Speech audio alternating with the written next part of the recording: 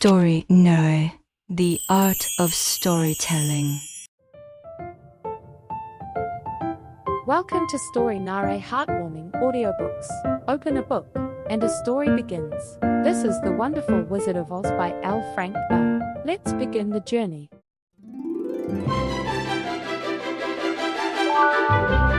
Chapter 1 Whirlwind. Dorothy lived on the Great Plains of central Kansas with her Uncle Henry, a farmer, and his Aunt Em, the farmer's wife.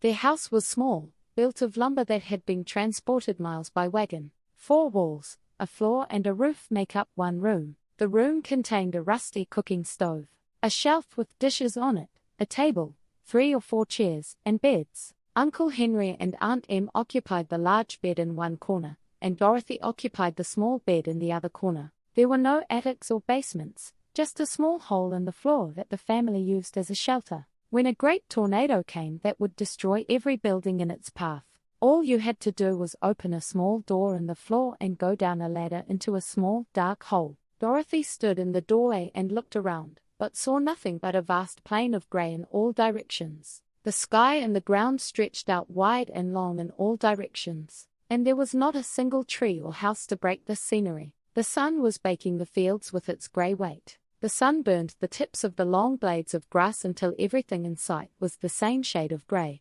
so that even the grass was not green. The house had been painted once, but the sun had made the paint fade. The rain had washed it away, so the house was now just a gloomy grey colour. When Mrs. M came to live here, she was a young and pretty wife, but the sun and wind changed her too. He took her sparkling eyes away and left them a dull grey, and he also changed the redness of her cheeks and lips to grey. She was very gaunt and had never smiled before. When Dorothy, an orphan, first came to visit, Aunt Em was very surprised by the child's laughter. So whenever Dorothy's cheerful voice reached her ears, she would scream in surprise, put her hand on her heart, and keep looking at the little girl, hoping that she would burst out laughing more. Uncle Henry didn't laugh either. I worked hard from morning to night and never knew any joy. He too was grey, from his long beard to his worn-out boots. He was strict and solemn, and spoke little. It was Toto who made Dorothy smile and kept her from turning grey like everything around her. Toto wasn't grey. Toto has long silver fur and his funny little. It was a small black puppy with small, black eyes that twinkled brightly next to its nose. Dorothy loved Toto very much because Toto played with her all day long. But today they couldn't play together. Uncle Henry sat by the door, looking anxiously at the sky, which was greyer than usual. Dorothy also stood at the doorway, holding Toto in her arms, and looked up at the sky together. Mrs. M was doing the dishes. With the low murmur of the wind coming from the far north, Uncle Henry and Dorothy saw the grass bend low and ripple. A wind blew with a sharp whistle from the south, and when they turned their eyes in that direction, they could see the grass waving in that direction too. Suddenly Uncle Henry stood up. And there's a tornado coming. I'll go check on the cattle for a bit. Then I ran straight to the barn where the cows and horses were. Mrs. M stopped what she was doing and came out to the door. She knew at a glance that danger was imminent. She shouted, "Quick, Dorothy, run to the basement!"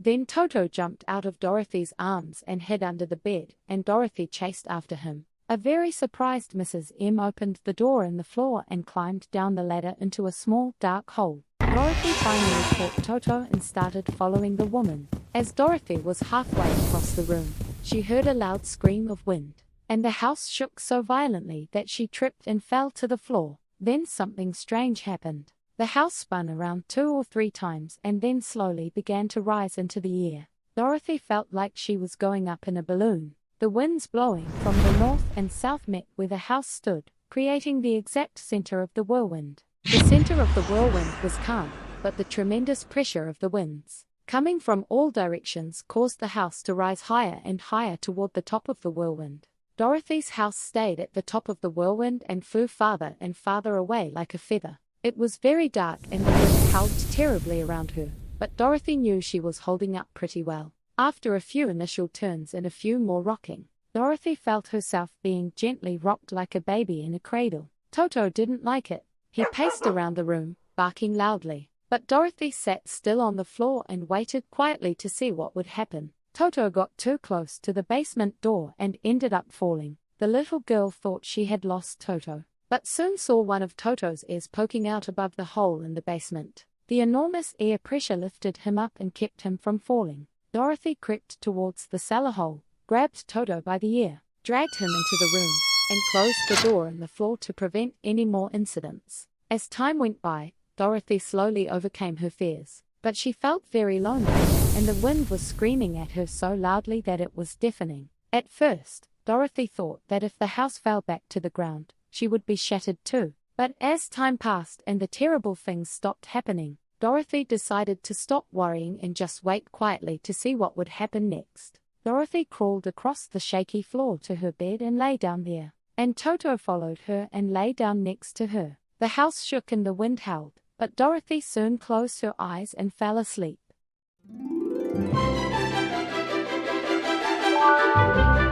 Chapter 2: Meeting the Munchkins. Dorothy awoke suddenly and dangerously shocked. If Dorothy hadn't been lying in her soft bed, it would have been very dangerous. The shock took Dorothy's breath away and she wondered what had happened. Toto buried his cold little nose in Dorothy's face and whined in annoyance. Dorothy sat up and noticed that the house was no longer moving. It was no longer dark because of the bright sunlight streaming in through the window and filling the small room. Dorothy jumped out of bed and ran towards the open door with Toto at her heels. The little girl looked around, screaming in surprise. Her pupils grew bigger and bigger at the wonderful sight. The tornado landed Dorothy's house very gently, considering it was a tornado on a strangely beautiful piece of land. There were beautiful lawns and sturdy trees with abundant, sweet fruit. There were very beautiful and wonderful flower gardens all around, and birds with rare and colorful feathers were singing and flying between the trees and bushes. A little way off, a small stream sparkled between green banks, whispering in a very pleasant voice to a little girl who had lived a long time in the dry, grey plains. While standing there, looking intently at the unfamiliar but beautiful scenery, Dorothy noticed that strange-looking people she had never seen before were approaching her. They weren't as big as the adults Dorothy usually saw, but they weren't too small either. In fact, they looked about the same height as Dorothy, who was relatively tall for her age, but they looked older. They were 3 strangely dressed men and 1 woman. They wore peaked hats that rose about a foot above their heads, and had little bells on the brims that made a pretty tinkling sound as they moved.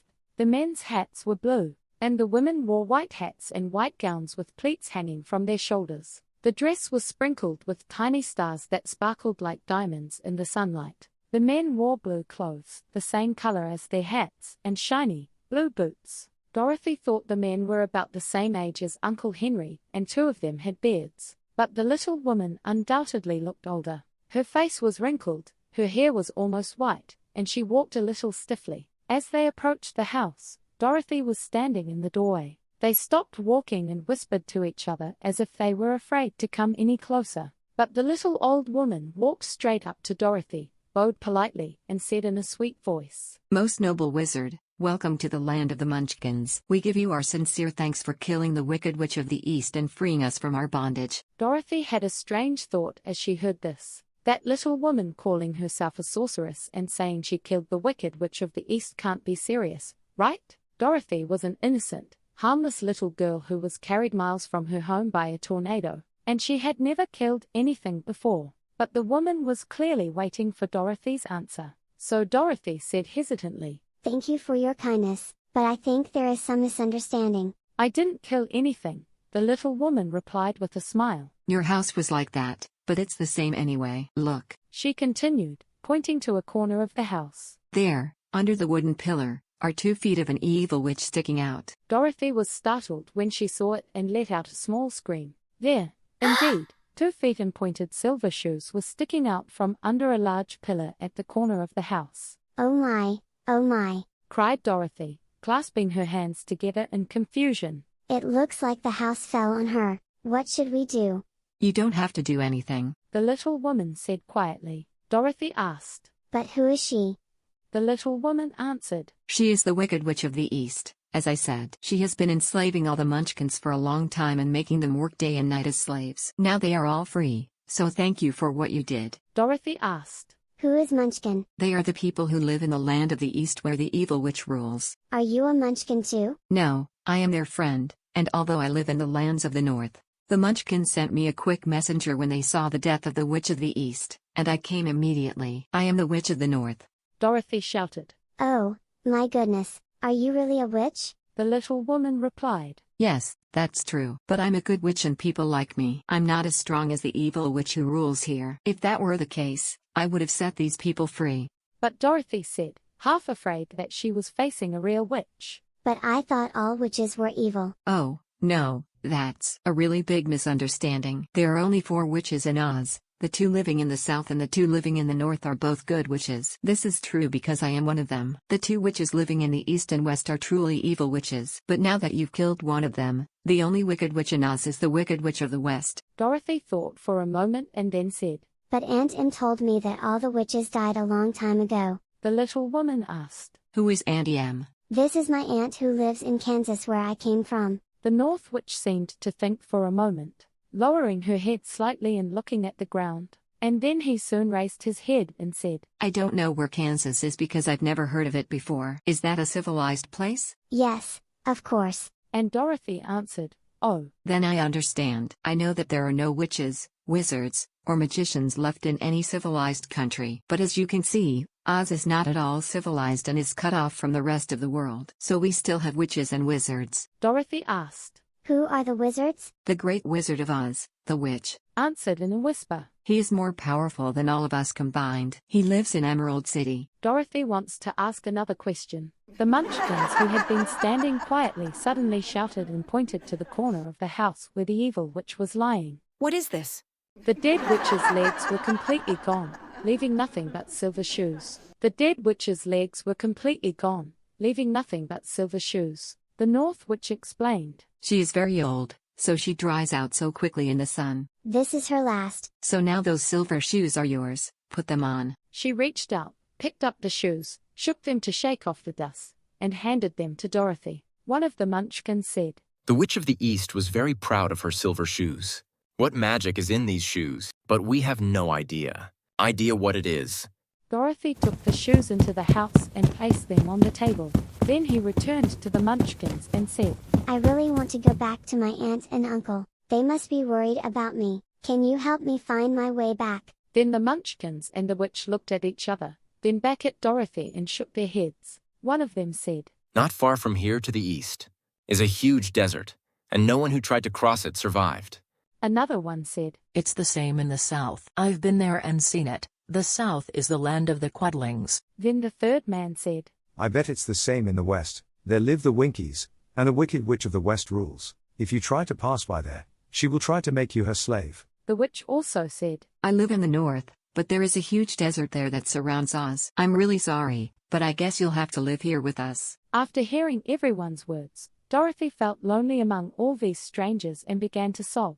Dorothy's tears made the kind-hearted Munchkins sad, so they immediately took out their handkerchiefs and started crying together. Then the little old woman took off her hat and waved it over the tip of her nose, counting in a solemn voice, 1, 2, 3. Then the hat turned into a blackboard, and on it appeared large letters written in white chalk. Then the hat turned into a blackboard, and large letters written in white chalk appeared on it. Sent Dorothy to the Emerald City. The little old woman picked up the blackboard in front of her nose, read what was written on it, and asked, Is your name Dorothy? Yes, said Dorothy, lifting her face and wiping her tears. You have to go to Emerald City. Maybe Oz will help you. Dorothy asked, where's that city? The city is located exactly in the center of the country and is ruled by Oz. He is, as I said before, a great wizard. The girl asked worriedly, Is he a good person? He is a good wizard. I've never met him, so I can't tell you if he's a guy or not. Dorothy asked, How can I get there? I have no choice but to walk. Passing through this country will be a long journey, sometimes joyful, but also dark and terrifying. But to protect you from danger, I will use all the magic I know. Will you come with me? Pleaded the girl, who had begun to regard the little old woman as her only friend.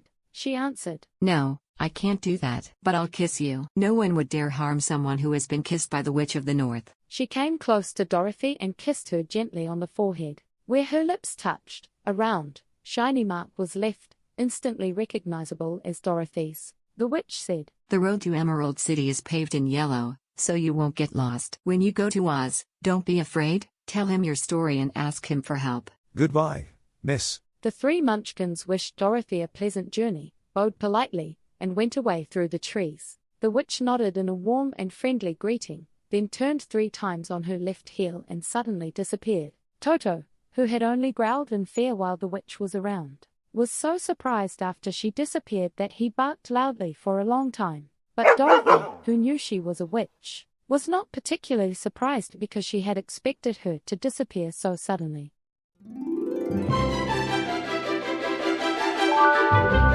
Chapter 3: How did Dorothy save the Scarecrow? When Dorothy was left alone, she began to feel hungry, so she went into the kitchen, cut off some bread, spread some butter on it, and ate it, and gave some to Toto too. Then he took a bucket from the shelf, took it to a small stream, and filled it with sparkling clear water. Toto ran to where the trees were and barked at the branches where the birds were sitting. Dorothy went to pick up Toto and saw some really delicious-looking berries hanging from a tree branch, so she thought it would be nice to pick some and eat them for breakfast. Dorothy returned home and enjoyed a refreshing drink of cool, clean water with Toto, then prepared to set off on her journey to the Emerald City. Dorothy had only one spare set of clothes, which happened to be washed and hanging on a nail next to her bed.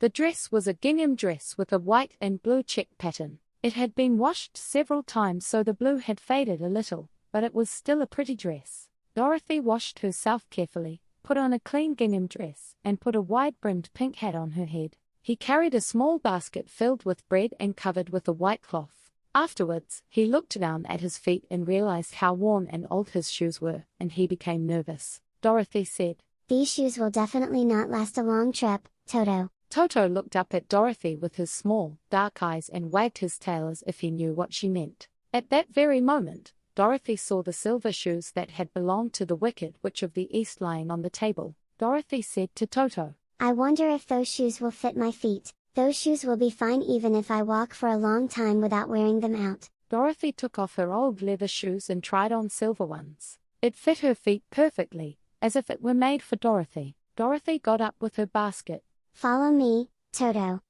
We must go to the Emerald City and ask the Great Oz how to get back to Kansas." Dorothy closed and locked the door, then carefully placed the key in her dress pocket. And then she started her journey with Toto following behind her at a brisk pace. There were a few paths nearby, but it didn't take long before I found a yellow brick road. In a moment, Dorothy was walking briskly toward the Emerald City, her silver shoes clicking joyfully on the yellow pavement. The sun was shining brightly and the birds were singing beautifully, so Dorothy didn't feel as bad as you might think a little girl who was suddenly thrown into a strange land far from where she lived would feel. As Dorothy walked, she was amazed at how beautiful the scenery around her was. Next to the road was a neat fence painted a lovely shade of blue, and behind it were fields full of grain and vegetables. It was clear that the Munchkins were excellent farmers. After a while, Dorothy passed by a house, and the people living there came out to see her and greeted her politely. It seemed like everyone knew that Dorothy had killed the Wicked Witch and freed them from their bonds.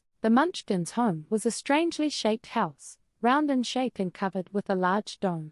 In this eastern country, all the houses were painted blue, as if blue was the favorite color. Towards evening, Dorothy, tired from her long walk, began to wonder where to spend the night. She went to a house that was bigger than the others. Many men and women were dancing on the green grass in front of the house. 5 musicians were playing very loudly, people were laughing and singing, and a large table next to them was filled with delicious fruits, pies, cakes, and other delicious things. The people greeted Dorothy warmly, invited her to dinner and asked her to stay the night with them. This was the home of one of the wealthiest of the Munchkins, and his friends were gathered together to celebrate their freedom from the bonds of the evil witch. Dorothy ate her dinner to her heart's content, served by a rich Munchkin named Bok.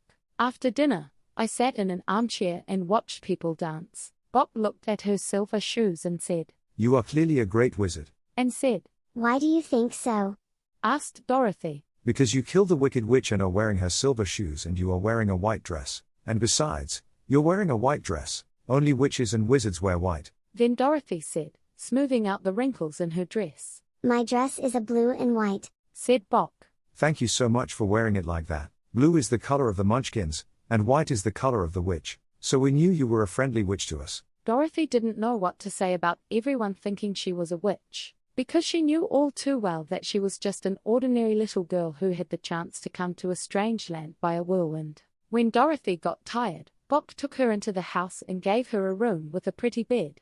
Dorothy slept soundly until morning in a bed made of blue cloth. Toto also curled up on the blue carpet next to her and fell asleep. After a hearty breakfast, Dorothy was delighted to see the tiny Munchkin baby playing with Toto, pulling at his tail, screaming and laughing loudly. Toto was a great curiosity to everyone here who had never seen a dog before. Dorothy asked, "How far is the Emerald City from here?" Bok asked seriously. I don't know much about it because I've never been there. If you don't have anything to do with Oz, it's better to stay away from Oz as much as possible. But the road to the Emerald City is quite a long one, taking several days. This country is rich and fun, but you will have to go through difficult and dangerous places to reach your destination. Dorothy was a little worried at this, but she was determined not to turn back, knowing that only the Great Oz could help her get back to Kansas. She said goodbye to her friends and started walking down the yellow brick road again. After walking a few miles, Dorothy decided to take a break.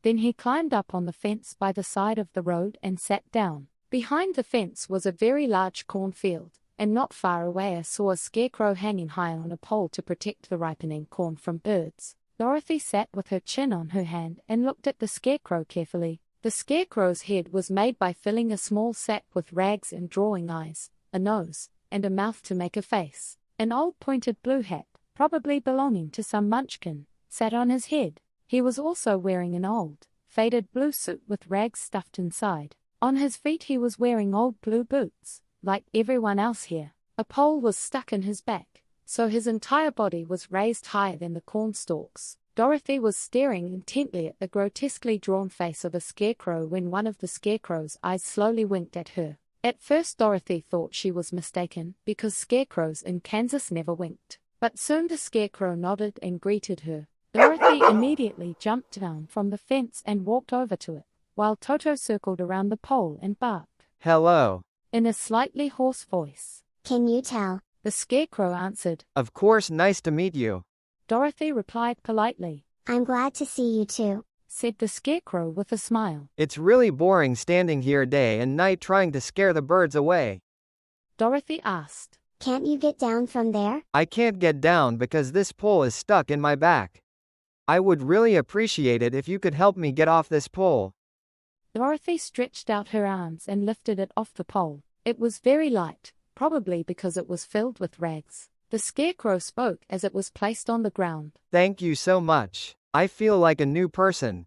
Dorothy was puzzled by the situation where the ragman was talking, greeting, and standing next to her. The scarecrow stretched and yawned, asking, "Who are you? Where are you going?" My name is Dorothy, and I am going to the Emerald City to ask the Great Oz to send me back to Kansas. He asked. "Where is the Emerald City?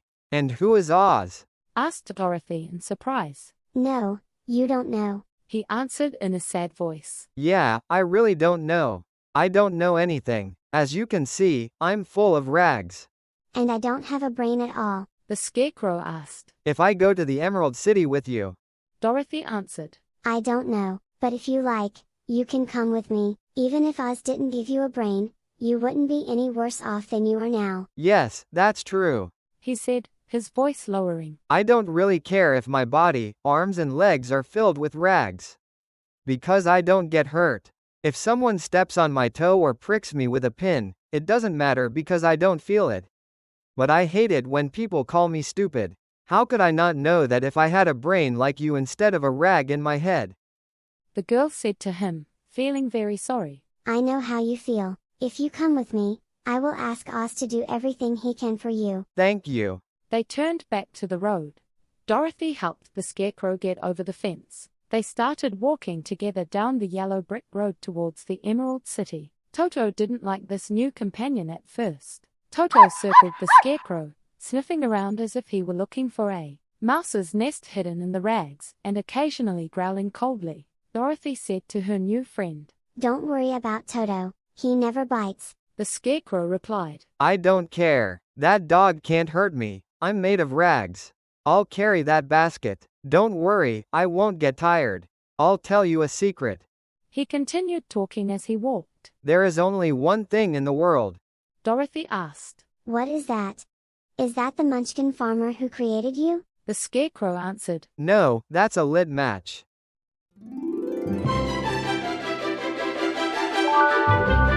Chapter 4: The Path Through the Forest.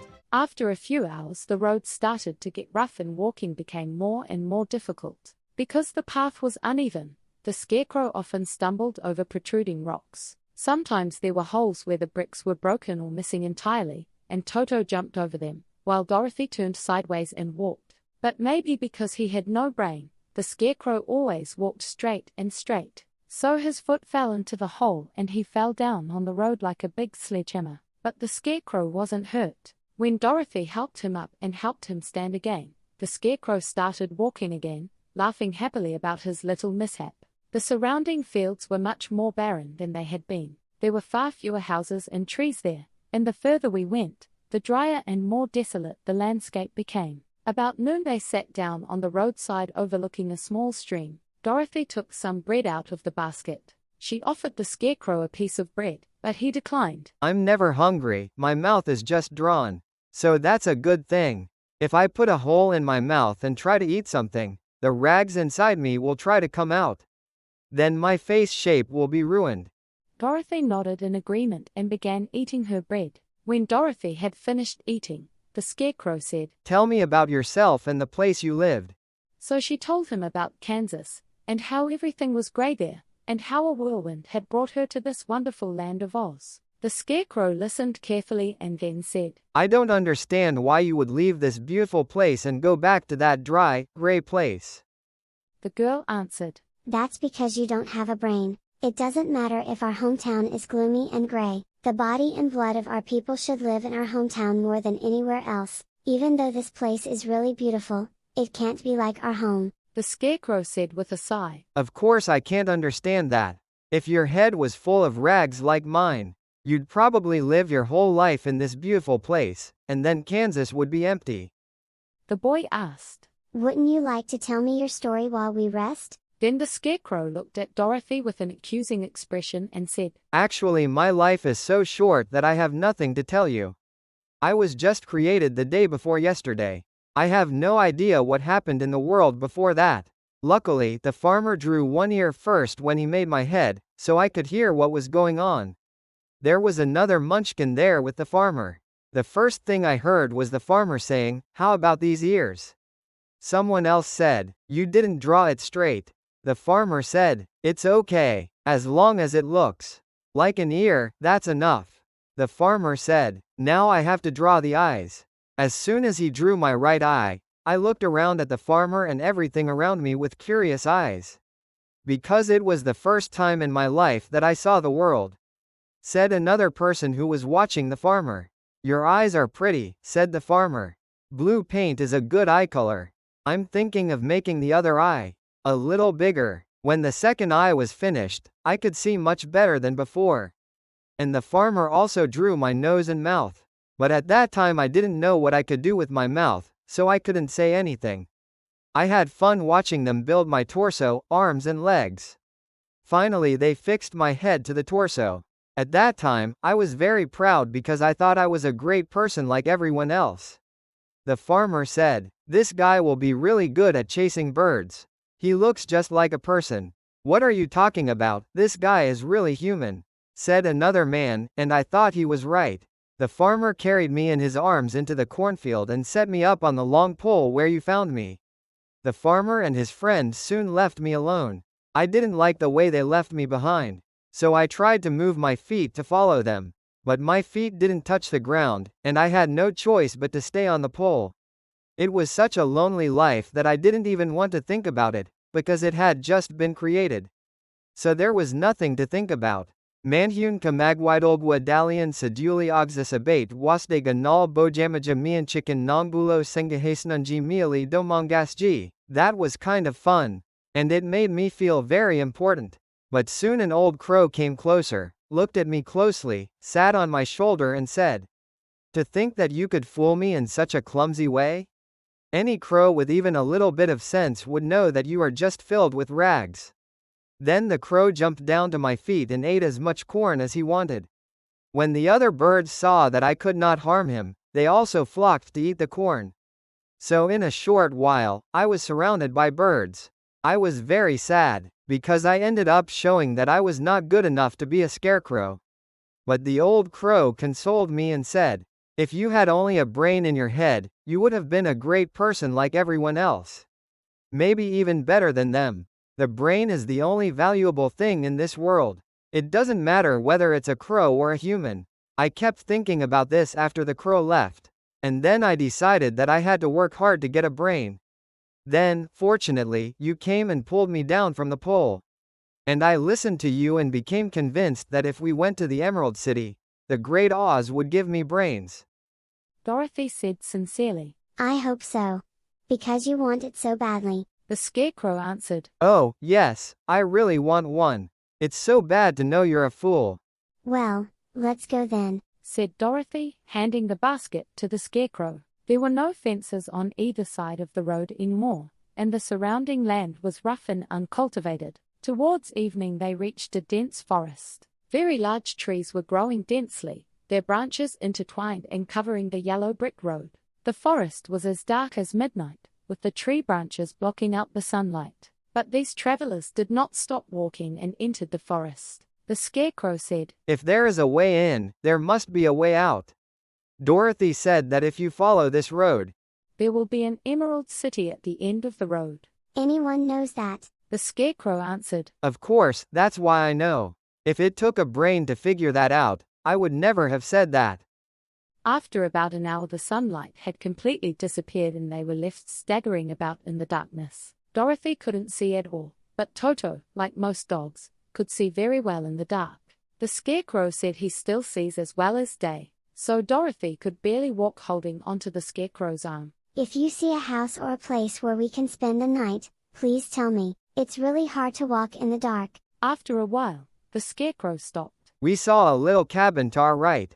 It's made of logs and branches. Should we go there? Yeah, I'm really tired. So the Scarecrow led Dorothy through the thick trees until they reached the cabin. Upon entering the house, Dorothy found a bed of dry leaves in one corner. She immediately fell into bed and fell into a deep sleep with Toto. But the Scarecrow, who never tires, stands in another corner and quietly waits for the morning to come.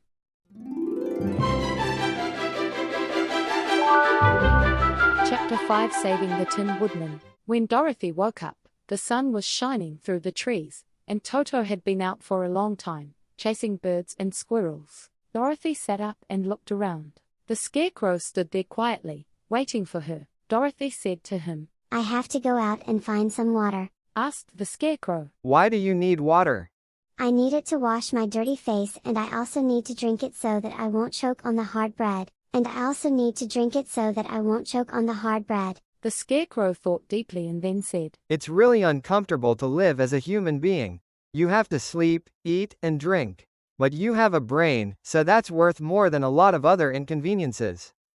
They left the cabin and walked through the trees until they found a spring of clear water. There Dorothy drank water, washed her face, and ate breakfast. She noticed that there was not much bread left in her basket. So I was really thankful that the Scarecrow didn't eat anything, because there wasn't enough bread for Dorothy and Toto to eat for the day. As Dorothy finished her meal, and was about to turn back towards the yellow brick road, she heard a deep groaning sound somewhere nearby. Dorothy asked in fear, What does that mean? The Scarecrow answered, I can't imagine it, but if you go and see it, you'll know. Just then they heard another groan, which seemed to come from behind them. As they turned and walked a few steps into the forest, Dorothy noticed something shining in the sunlight streaming through the trees. She ran towards it, then suddenly stopped and screamed in surprise. A huge tree was half cut down, and next to it stood a man made entirely of tin, holding an axe in his hand. His head, arms, and legs were all connected to his torso, and he stood motionless, as if he could not move at all. Dorothy looked at it with eyes full of wonder, and so did the Scarecrow. But Toto barked so fiercely that he bit the tin leg, but it only hurt his teeth. Dorothy asked, Did you moan? The Tin Man answered, Yeah, I did. I've been moaning for over a year, but no one has heard me or come to my aid. How can I help you? Dorothy asked kindly, moved by the man's sad voice. He answered. Get a can of oil and grease my joints. They are so rusted I can't move at all. Once you grease it, I'll be able to move again in no time. You can find the oil can on the shelf in my cabin. Dorothy ran straight to the cabin, found the oil can, and came back. Then she asked anxiously, Where can I oil it? The Tin Woodman answered. First, oil my neck. So Dorothy put oil there, but it was so badly rusted that the Scarecrow had to hold the Tin Woodman's head and turn it from side to side until it moved smoothly, and only then could the Tin Woodman move his head on his own. Now put oil on my arm. Dorothy oiled both arms, and the Scarecrow carefully bent and straightened his arms until they moved as well as new. The Tin Woodman sighed in satisfaction, then lowered the axe he had been holding and leaned it against the tree. He said, Oh, now I really feel like I can live. I've been holding that axe in the air ever since it started to rust. I can't tell you how happy I am to finally be able to put the axe down. Now just oil my legs and I'll be fine again. So they oiled the Tin Woodman's legs, and soon he was able to move freely. He kept repeating his thanks for helping him. The Tin Woodman was a very polite and grateful man. If you guys hadn't come, I would have had to stand here forever. You guys really saved my life. But how did you come here? Dorothy answered. We are on our way to the Emerald City to meet the Great Oz, and we have come to your cottage to spend the night. He asked. Why do you want to meet Oz? Said Dorothy. I'll ask Oz to send me back to Kansas, and I'll ask the Scarecrow to put a brain in his head. The Tin Woodman seemed to think it over for a moment, and then he said, Can Oz give me a heart? Dorothy answered. Of course I could. I think it would be as easy as giving brains to a scarecrow. Answered the Tin Woodman. Yeah, that's right. If I could go with you, I would go to the Emerald City and ask Oz for help. Then, let's go together, said the Scarecrow happily. Dorothy added that she would really like it if he went with her. So the Tin Woodman shouldered his axe and followed him. They walked through the woods back to the yellow brick road. The Tin Woodman asked Dorothy to put a can of oil in his basket. If it gets exposed to rain, it might rust again. Then you will definitely need an oil can. It was really lucky to have a new friend with them, because as soon as they started to travel again, they reached a place where the trees were so thick and the branches covered the road that it was impossible to pass. But the Tin Woodman began to cut down the trees with his axe, and in no time he made a path large enough for everyone to pass through together. Dorothy was so lost in thought as she walked that she didn't notice the Scarecrow stumble into a hole and roll over onto the side of the road. The Scarecrow had to call out loud to Dorothy to help him stand up. The Tin Woodman asked, Why don't you go around the hole? The Scarecrow answered cheerfully, I didn't really know. As you know, my head is filled with rags. That's why I'm going to Oz and asking for brains, said the Tin Woodman. Oh, I see. But the brain isn't the most precious thing in the world, asked the Scarecrow. Then you have a brain? Asked the Tin Woodman. No, my head is completely empty. But once upon a time I had a brain along with a heart. If I had to choose between the two, I would rather have a heart. The Scarecrow asked, Why do you think so? I'll tell you my story, and you'll know why. So as they walked through the forest, the Tin Woodman told them this story. I was born the son of a lumberjack who made a living by cutting down trees in the forest and selling them. When I grew up, I became a lumberjack too. After my father passed away, I lived taking care of my old mother. After my mother passed away and I was left to live alone, I decided to get married. Then you won't be lonely. There was a very beautiful Munchkin girl, and I soon fell in love with her with all my heart. She promised to marry me if I could save enough money to build a better house for her, so I worked harder than before. But the girl lived with her old mother, who did not want her daughter to marry anyone. The old woman was very lazy, so she wanted the girl to stay with her and cook and do housework.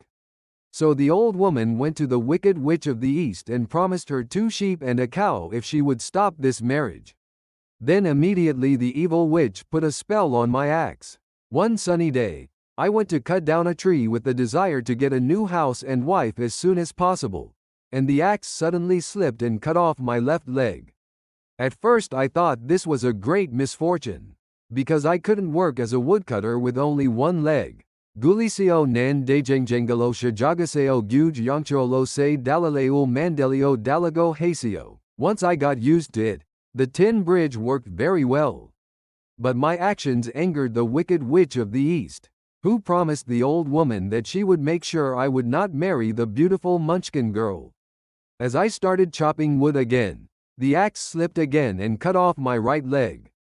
I went back to the blacksmith and he made me a bridge out of tin. After that, the enchanted axe cut off my arms one by one. But I didn't give up and turned them all into tin. Then the evil witch made an axe cut off my head. At that time I thought it was all over. But then a blacksmith happened to be passing by and he made me a new head out of tin. So I thought I had defeated the evil witch and worked harder than before. But I had no idea how cruel my enemy was. The witch has come up with a new way to destroy my love for the beautiful Munchkin girl. The axe slipped again and passed right through my body, splitting me in two. The blacksmith came back to help me again and made a body out of tin, and then screwed the tin arms, legs, and head together to make them solid. So I can get around just like before. But I don't have a heart now. So I lost all my love for that Munchkin girl. Now I don't care whether I marry her or not. But I think that girl is still living with the old woman, waiting for me to come to her. I am very proud of my body that shines in the sunlight. Now, even if the axe slips, it won't hurt me, so it won't be a problem. The only thing I'm afraid of is my joints are going to rust. So I always keep a can of oil in the cabin and oil and service it whenever I need to. But one day, I forgot to oil the tree and went out to cut wood, and a storm came up. Oh, before I could even think about it, my joints were rusted. And then I just stood in the forest until you guys came to help me. It was really horrible to live like that, but after standing there for almost a year, I had time to think, and I realized that my biggest loss was losing my heart. While I was in love, I was the happiest person in the world. But no one can love without a heart, so I decided to ask Oz for a heart. If he does that, I will go back to Munchkin Miss and marry her. After listening to the Tin Woodman's story with great interest, Dorothy and the Scarecrow could understand why he wanted a new heart so much. The Scarecrow said, "But still, I would ask for a brain instead of a heart. Even if a fool had a heart, he wouldn't know what he could do with it." The Tin Woodman replied, "I will have a heart, because I cannot be happy with just a brain. Happiness is the most precious thing in the world." Dorothy said nothing because she couldn't tell which of her two friends was right. She thought it didn't matter if the woodcutter had no brains, or the Scarecrow had no heart, or if neither of them got what they wanted, as long as she could get back to Kansas and Aunt Em. What worried Dorothy the most was that there was almost no bread left. It seemed like if she and Toto had just one more meal, the basket would be empty. What was clear was that while the Woodman and the Scarecrow could do without eating anything, Dorothy could not survive without eating because she was not made of tin or rags.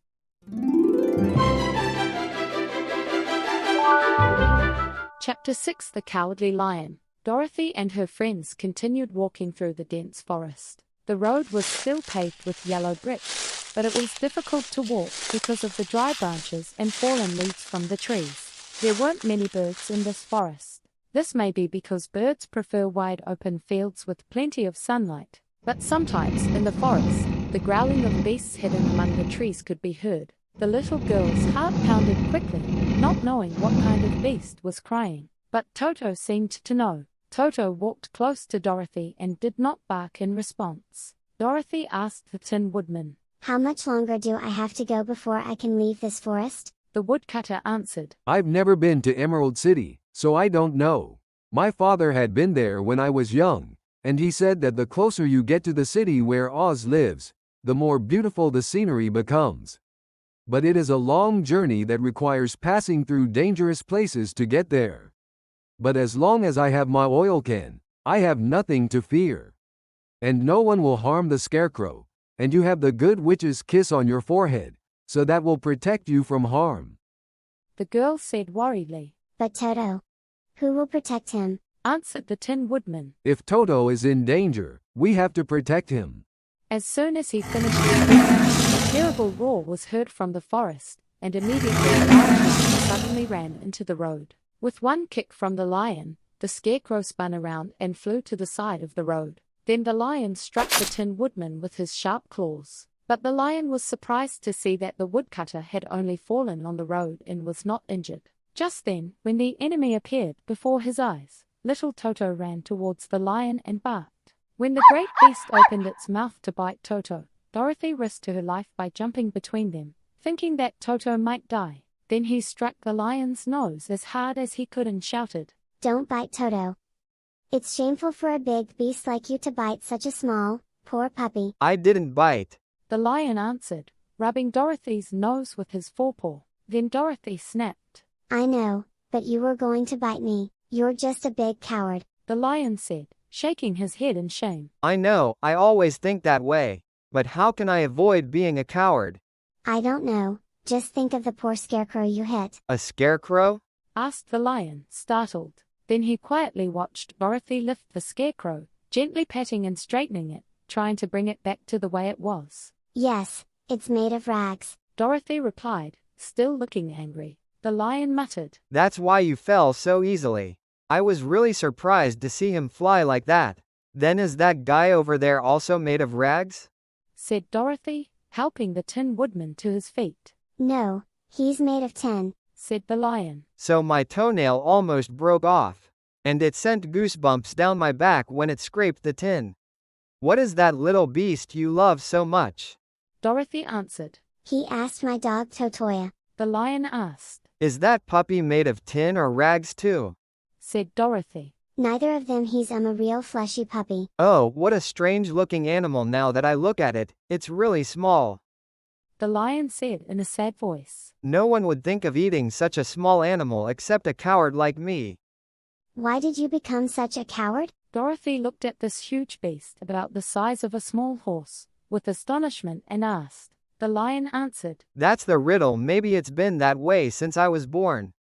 All the other animals in the forest assume I'm brave. Because the lion is the king of beasts everywhere. I found that when I growl really loudly, all living animals get scared and run away from me. Every time I met someone I was scared to death, but whenever I growled, that person would always run away. If an elephant, a tiger or a bear tried to fight me, I would run away. I'm such a coward, but as soon as they hear me growl, they all run away from me. Then of course I just let it go," said the Scarecrow. "But that is not right. The king of beasts cannot be a coward." The lion replied, wiping the tears that had filled his eyes with his tail. "I know that too. That is the greatest sorrow that makes my life very miserable. But when danger comes, my heart trembles so hard," said the Tin Woodman. Maybe it was a heart attack. "Maybe," said the lion. The Tin Woodman continued to speak. If you have heart disease, you should be happy, because it's proof that you have a heart. I don't have a heart, so I can't have a heart disease," the lion said with a serious expression. "Perhaps I wouldn't have been a coward if I didn't have a heart." The Scarecrow asked. "Do you have a brain?" The lion answered. "Maybe so. I've never seen it before." But then the Scarecrow spoke up. "I am going to the Great Oz to ask for a brain. Because my head is filled with rags," said the woodcutter. "I will ask for a heart." Dorothy added. "I will ask Oz to let me go back to Kansas with Toto." "Can Oz give me courage too?" The cowardly lion asked. The Scarecrow said. "If he could give me a brain, I could." "If you will give me your heart," said the Tin Woodman. "If you can send me back to Kansas," said Dorothy. The lion said. "Well, if you don't mind, I'd like to go with you." Dorothy answered. "Then we welcome you, because it can keep other ferocious beasts from approaching us. I think those beasts that are so scared of you are much more cowardly than you." The lion said. "That's true, really. But that doesn't make me braver. I won't be happy as long as I know I'm a coward." So these guys set off on their journey again. The lion strode majestically beside Dorothy. Toto was initially reluctant to welcome his new friend, as he could not forget the incident where he almost died between the lion's huge jaws. But as time passed, he gradually became more at ease, and now Toto and the cowardly lion were best friends. For the rest of the day, nothing disturbed the peace of this trip.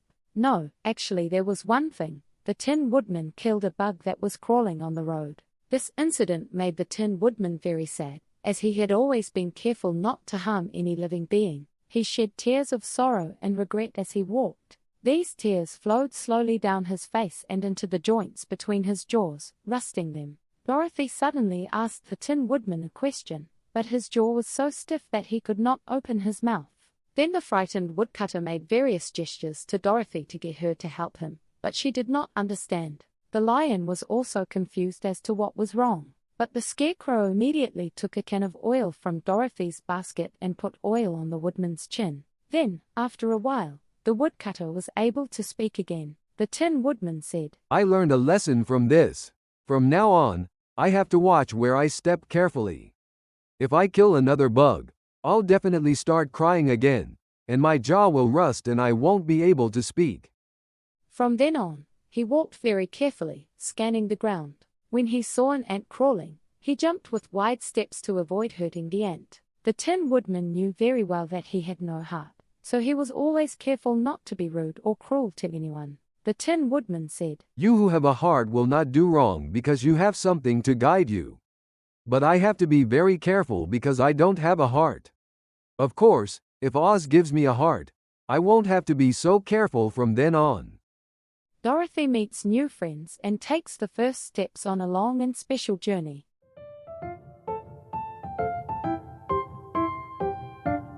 Thank you for listening to The Wonderful Wizard of Oz. Be sure to follow Story Narae and stay tuned for the next adventure. See you in the next part.